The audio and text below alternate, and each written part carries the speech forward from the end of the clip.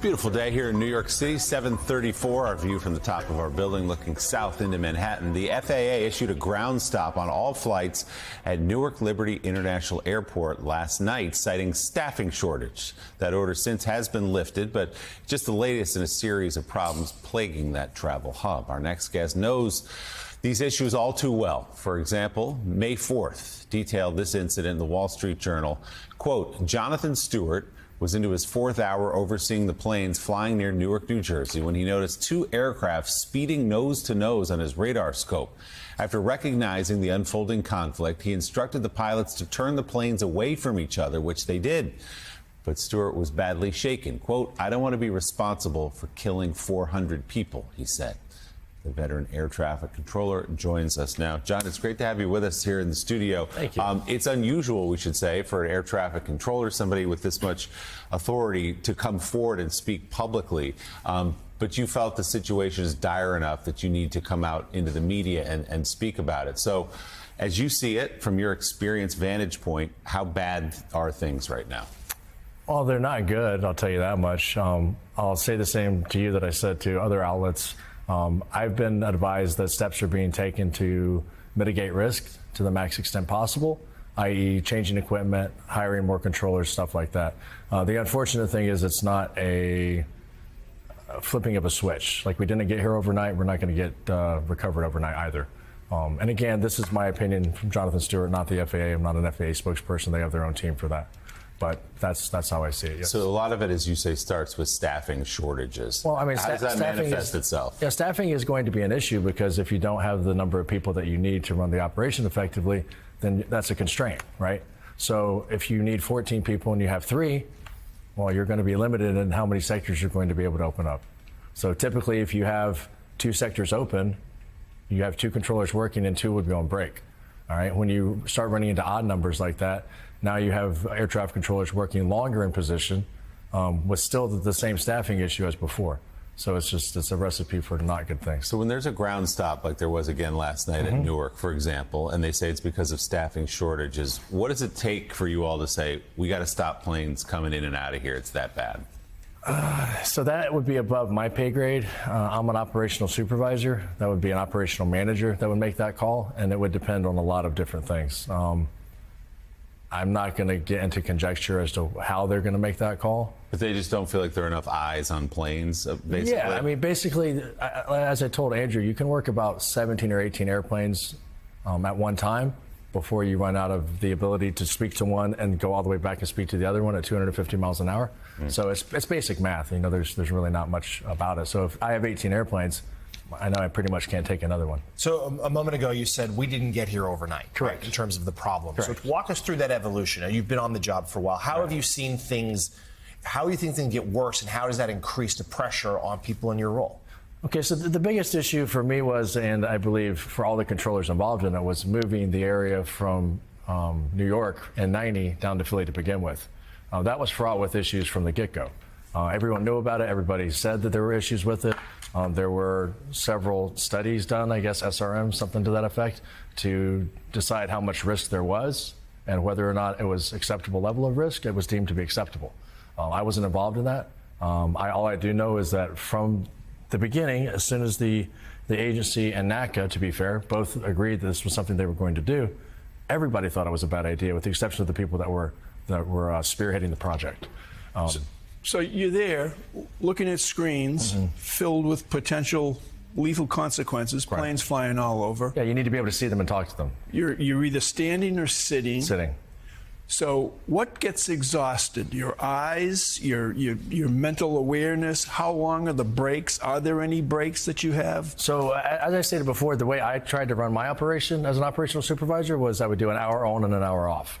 And that was based on the volume of traffic, the complexity, a lot of other things. You know, how tired is the controller? How far along in the shift is he? So on and so forth. But yes, your eyes start to get tired. I'm 45, not 25. So yeah, your eyes start to get tired.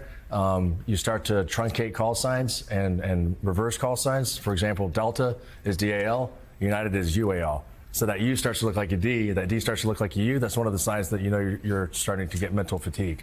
And that, for me, is a warning sign. I'm like, okay, I need to get out of here. I need a break. And that's going to be different every single time you plug in, depending on how tired I am, what I have going on at home. Like, there's so many things involved in it. So it's important that the supervisor that's in charge, operational supervisor, is cognizant of the ability and the mental acuity of the people that he's working with, right? So if I know that so-and-so is having a bad day, he's tired, I'm probably not going to put him in a busy position. The issue arises when you don't have anybody and now you have no choice, right? So you want to do the right thing, but you can't because you have 3 people and you need 14. So, I mean, I don't even know what to say to that. That's insane. Joe? So there's a shortage, obviously, there's a shortage of air traffic controllers. What about raising the age, the retirement age, up to 60, 61, 62? Would that help? I can't or do you hear him think? he's talking. Oh, he's asking can't about hear. the retirement age. Would it help to raise the retirement age up to 61 or 62 from where it is now? So raising the retirement age would be a short-term fix. But again, now you're running into having controllers that have been doing it for 25 or 30 years. Now they're doing it longer. The unfortunate reality is, as you get older, your mental acuity starts to fade a little bit, right? The only good thing is, I was faster when I was 21, but now I have 25 years of experience. Right. So I'm a little slower, but I have more, in my toolbox, so to speak. So there is a little bit of give and take, a little bit of balance there. I think it's a good idea, to be fair. I think it is not the fix-all, though. You have to hire people like right now. Speaking of retirement age, everybody knows that typically a controller retires at 56, right? So it's assumed that it's going to take somewhere between 1 and 3 years, depending on the level of the facility, to get checked out to be a usable controller. So, not a math guy, but 56 minus 3 is 53. So when the person that's supposed to retire at 56 or is within 3 years of being eligible to retire, basic life cycle planning would tell you, let's hire somebody, right? And if you know that you're going to only half of the people make it, hire 2 people.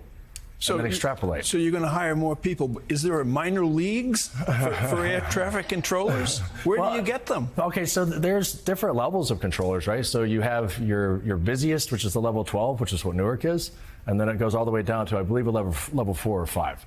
And that's just the complexity, volume, complexity and volume of the traffic. So yeah, a lot of guys that are working level 7s and level 8s would love to come up to level 12 because it pays more, right? The issue is not everybody can do it at Newark. Not everybody can do it at Kennedy. Like the Northeast is a different animal in general. So I told somebody else, if I could pick like the perfect air traffic control candidate, it would be somebody that plays video games or like a line cook. Somebody that's behind, taking orders, processing them, yelling out stuff like that.